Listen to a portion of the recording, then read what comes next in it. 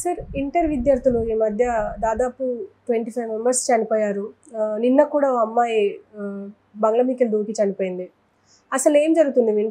Inter విద్యార్థుల్లోకి అసలు ఇలా ఎందుకు చనిపోవాల్సొస్తుంది? పైగా లేఖలు రాస్తున్నారు. ఇది ఎగ్జామ్ సీజన్లో పరీక్షలు రాస్తున్న వాళ్ళు చాలామంది చనిపోతున్నారు. ఇప్పుడు ఈ అమ్మాయి వచ్చి వలుగుల సాహితి అనే అమ్మాయి కాలేజ్ బిల్డింగ్ మీద నుంచి ఫ్రైడే మార్నింగ్ చనిపోయింది. అంటే థర్స్డే నైటే చనిపోయిందని చెప్తున్నారు. ఫ్రైడే బంధువులకి అమ్మ నాన్నలకి విషయం చెప్పారు. సో హనుమకొండ భీమారం వెళ్ళది. భీమారంలో శివాని ఇంటర్ కాలేజీలో చదువుతుంది. ఫస్ట్ ఇయర్ బైపీసీ అమ్మాయి. సో ఈ అమ్మాయి ప్రెజర్గా ఫీల్ అవుతున్నట్టు తెలిసింది. సో కాలేజీ బిల్డింగ్ మీద నుంచి నైట్ దూకి చనిపోయింది. జువాలజీ ఎగ్జామ్ రాసిన రోజే ఈ అమ్మాయి చనిపోయింది. అమ్మాయి ఒక లెటర్ రాసింది వాళ్ళ ఫ్రెండ్కి. హన్సిక అనే వాళ్ళ ఫ్రెండ్ ఉంది, క్లాస్మేట్. తనకు అడ్రస్ చేస్తూ రాసింది. తను రాసింది ఏంటంటే, నేను నిన్ను చాలా మిస్ అవుతాను, ఐ లవ్ యూ. నాలాగా సైలెంట్గా ఉండేవాళ్ళు వేస్ట్ బతకడం. సో నేను ప్రెజర్ని తట్టుకోలేకపోతున్నాను.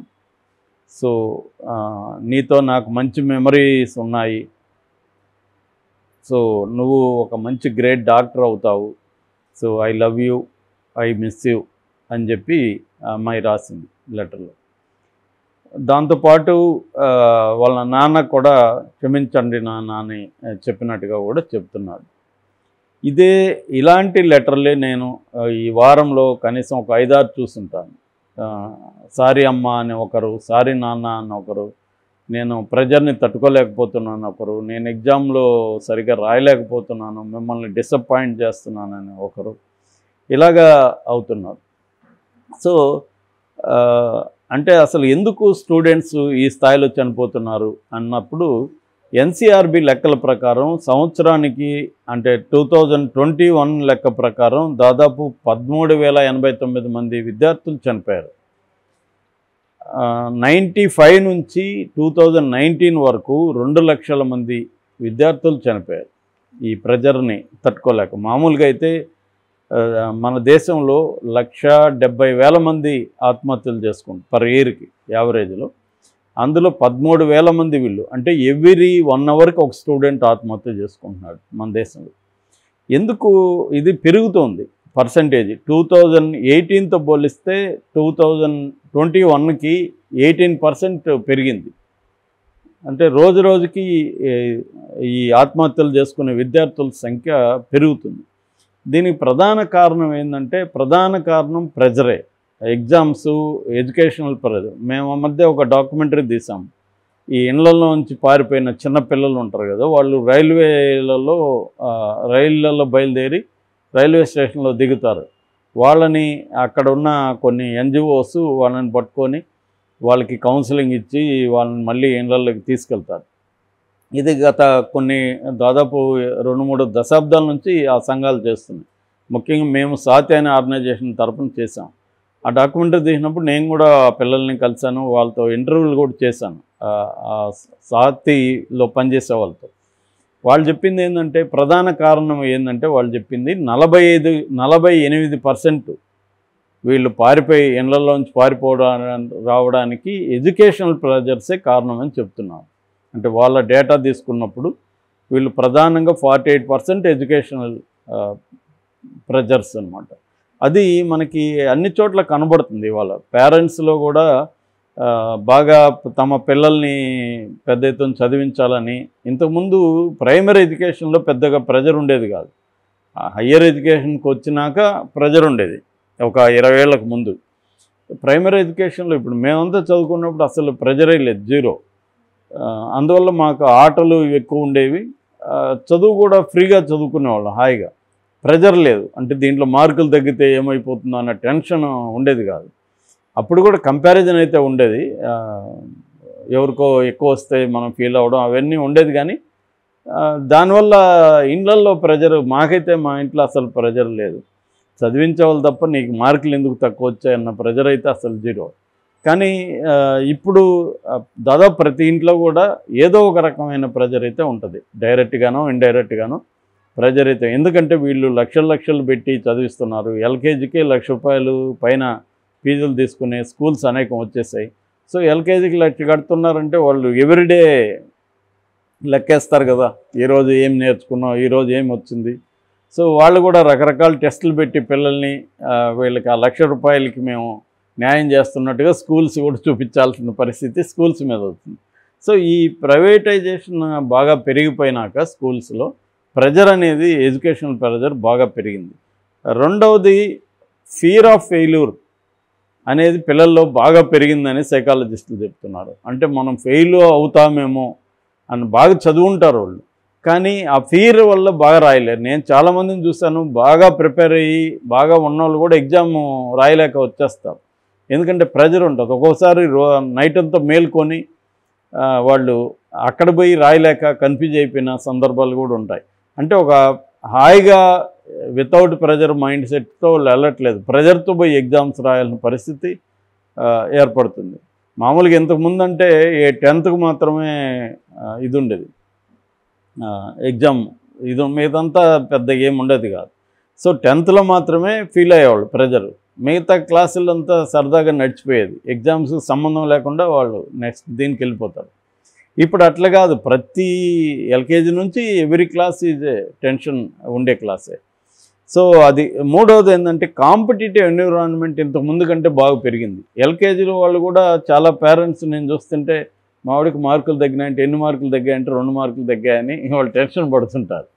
అదేంటి అదే మార్కులు వాళ్ళు ఏం సాధిస్తారు ఇప్పుడు ఎల్కేజీలు అంటే, భలేవాళ్ళు మీరు ఇప్పటి నుంచి లేకపోతే వాళ్ళు ఎట్లా వస్తారు అని. కొన్ని స్కూల్స్ అయితే చిన్నప్పటి నుంచే వాళ్ళకి ప్రైమరీ కాలేజ్ నుంచే వాళ్ళకి సివిల్స్కి ప్రిపేర్ చేయాలని, లేకపోతే ఎంసెట్కి ప్రిపేర్ చేయాలని, అంటే కెరియర్ ఓరియంటేషన్ అనేది ఎగ్జామ్స్కి కెరియర్కి ఓరియంటేషన్ సంబంధం లేకపోయినా సంబంధం కలిపేసి ఇప్పటి నుంచే పెట్టడం కూడా బాగా ప్రెజర్కి దారితీస్తుంది. అట్లాగే ఎగ్జామ్ సెంటర్డ్ ఎడ్యుకేషన్ సిస్టమ్ అనేది ఇండియాలో బాగా పెరిగింది. ఇంతకుముందు అంత ఉండేది కాదు. ఎగ్జామ్స్ అనేవి ఎప్పటి నుంచి ఉన్నా కూడా ఎగ్జామ్ సెంట్రిక్గా ఉండేది కాదు. ఇప్పుడు ఎగ్జామ్ సెంట్రిక్గా ఎడ్యుకేషన్ సిస్టమ్ మారిపోవడం వల్ల ఎగ్జామ్స్ అనగానే ఒక రకమైన ఫియర్, ఒక రకమైన టెన్షన్ అనేది పిల్లల్లో ఉంటుంది.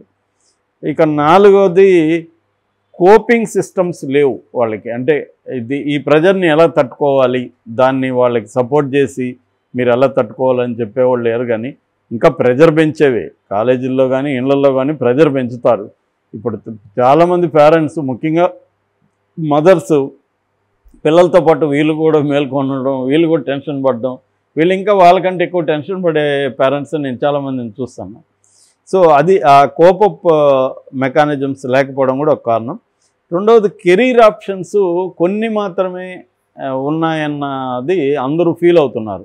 చాలామంది పేరెంట్స్ గోల్ ఏంటంటే, పేరెంట్స్కే కెరీర్స్ మీద నాలెడ్జ్ ఉండదు. వాళ్ళకి పక్కింటి వాళ్ళో ఎదురింటి వాళ్ళో తెలిసిన వాళ్ళ మాత్రమే తెలుసు, కానీ వాళ్ళు సీరియస్గా స్టడీ చేసి ఏమి అనేది చేయలేరు. అంటే వాళ్ళకి ఎక్కువ మందికి ఇంజనీరింగు, బీటెక్లు, లేదంటే కొంతమందికి మెడికల్. సో ఈ రెండే ఉంటున్నాయి. లేదంటే గవర్నమెంట్, ఇక్కడ తెలంగాణ లాంటి స్టేట్లలో గవర్నమెంట్ ఉద్యోగాల మీద ఎక్కువ గురి ఉంటుంది, ఎందుకంటే వీళ్ళ నేపథ్యం అది. సో అట్లా కాకుండా అనేక ప్రైవేటైజేషన్ వచ్చింది, అనేక రకాల ఉద్యోగాలు ఉన్నాయి. ఇప్పుడు ఆర్ట్స్ చదువుకుంటే ఉద్యోగాలు రావనుకుని చాలామంది అనుకుంటారు, కానీ ఆర్ట్స్ కూడా బాగా చదువుకుంటే చాలా ఉద్యోగాలు ఉన్నాయి. ఈ మధ్య సిఏకి బాగా డిమాండ్ పెరిగింది. ఇక్కడ ఏంటంటే మళ్ళీ దీనిలో త్వరగా ఉద్యోగం రావాలి అంటే వీళ్ళు పెట్టుబడి పెడతారు కదా, పెట్టుబడికి త్వరగా ఫలితం రావాలి అనేది కూడా పేరెంట్స్ ఏం చేస్తున్నారంటే పిల్లల్ని ఒక ఇన్వెస్ట్మెంట్ సైట్గా చూస్తున్నారు. మనం ఇన్వెస్ట్ చేస్తాం ఒక బిల్డింగ్లోనో ఇంకో దగ్గర ఇన్వెస్ట్ చేస్తే త్వరగా రావాలి. ఇప్పుడు స్టాక్ మార్కెట్లో షేర్ కొంటే ఇది 5-6 ఏళ్లలో రెట్టింపు అయిపోవాలి, 4 ఏళ్లలో రెట్టింపు అవ్వాలి, లేకపోతే ఇన్ని రెట్లు పెరగాలి అనేది ఎట్లయితే వచ్చిందో పిల్లలు కూడా త్వరగా, నాకు తెలిసిన వాళ్ళు చాలామంది వాళ్ళు మెడిసిన్ లేకపోతే హ్యుమానిటీస్ చదవాలంటే, లేదు నువ్వు మ్యాథ్స్ చదువు, త్వరగా నీకు బీటెక్ చేస్తే త్వరగా నీకు జాబ్ వస్తుంది, క్యాంపస్లోనే ఇంటర్వ్యూ వస్తుంది అని వాళ్ళని ప్రెజర్ చేస్తే, ఆ ప్రెజర్ని తట్టుకోలేకుండా వాళ్ళు అసలు చదవకుండా రెబల్స్గా మారిపోయి, రకరకాలుగా మారిపోయి, రకరకాల అలవాట్లకు లోనైన వాళ్ళు ఉన్నారు. అంటే తల్లిదండ్రులను ఎడ్యుకేట్ చేసే సిస్టమ్ కూడా ప్రధానంగా లేకుండా ఉంది. ఇంకోటి నేను అబ్జర్వ్ చేసింది కానీ చదివింది కానీ ఏంటంటే, పేరెంట్స్ బాగా ఎడ్యుకేటెడ్ కాకుండా వాళ్ళు తక్కువ స్థాయిలో ఉండి వాళ్ళ పిల్లలు ఎడ్యుకేషన్లో కొంత పైకి వెళ్తున్నప్పుడు వాళ్ళ మీద ఎక్కువ ప్రెజర్స్ ఉంటున్నాయి.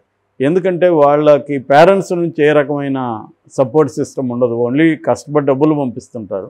సో వీళ్ళు చాలా కష్టపడి డబ్బులు పంపిస్తున్నారు, వీళ్ళని మనం డిసప్పాయింట్ చేయకూడదు అన్న ప్రెజర్ వీళ్ళకు ఉంటుంది. రెండోది, వీళ్ళు అసమాన అట్మాస్ఫియర్లోకి వెళ్ళిపోతారు. అంటే వాళ్ళతో కూడా ఉన్న వాళ్ళంతా బాగా రిచ్ సెక్షన్ అంతా కూడా వచ్చేసి ఉంటారు. వాళ్ళకి వీళ్ళకి చూసుకున్నప్పుడు వీళ్ళు మెల్లగా ఐసోలేట్ అయిపోతారు, ఎవరితో కలవరు. సో ఈ అమ్మాయిది చూస్తే కూడా సాహితీ, వీళ్ళ పేరెంట్స్ పెద్దగా ఎడ్యుకేషన్ లేదు, పూర్ పేరెంట్స్. ఈ అమ్మాయికి ఇప్పుడు ఒక బర్డన్ ఫీల్ అవుతుంది. తను ఆ బర్డన్ని న్యాయం చేయలేని ఒక భయం స్టార్ట్ అయింది. ఈ భయం నుంచి ఆ అమ్మాయికి కంప్లీట్గా ఫ్యూచర్ అంతా డార్క్గా కనిపిస్తుంది. ఆ డార్క్నెస్లో నుంచి ఏం చేయాలో తెలియక చనిపోవడం బెటర్ అని. సో అమ్మాయి కూడా అంటుంది, నాలాగా ఒంటరి వాళ్ళు బతకడం వేస్ట్ అని చెప్తుంది. అంటే ఆ అభిప్రాయం ఆమెకి రావడానికి ఆ అట్మాస్ఫియర్ అదంతా కూడా కారణం. కాలేజెస్ కూడా కౌన్సిలర్లను పెట్టడం, సైకాలజిస్టులను పెట్టడం కానీ ఇవన్నీ చేయట్లేదు. అంటే వాళ్ళకి ప్రెజర్ ఉన్నప్పుడు ఎవరికి చెప్పుకోవాలనే మెకానిజమే లేకుండా పోయింది. సో దీన్ని ఇది మొత్తంగా ఈ నేను చెప్పిన విషయాల్లో పేరెంట్స్లో చేంజ్, కాలేజెస్లో సైకాలజిస్టులను వీళ్ళు చేంజ్, పిల్లలకి కూడా ఎడ్యుకేట్ చేయడం, పిల్లలకి కూడా నువ్వు పాస్ కాకపోయినా పర్వాలేదనే విషయాలు చెప్పించడం, ఇవన్నీ చెప్పాలంటే పేరెంట్స్ కూడా వాళ్ళ మీద ఎక్కువ ఇన్వెస్ట్ చేయకూడదు. ఇన్వెస్ట్ చేస్తే ఖచ్చితంగా పేరెంట్స్ చెప్తారు ఏదో ఒక రకంగా. సో ఈ మోడల్లో ఉండే ప్రాబ్లం అది. ఇవాళ ఉండే ఎడ్యుకేషన్ సిస్టమ్ మోడల్ ఏదైతే ఉందో, డబ్బులు ఇన్వెస్ట్మెంట్ అనే మోడల్, అందులో ఉండే ప్రాబ్లం.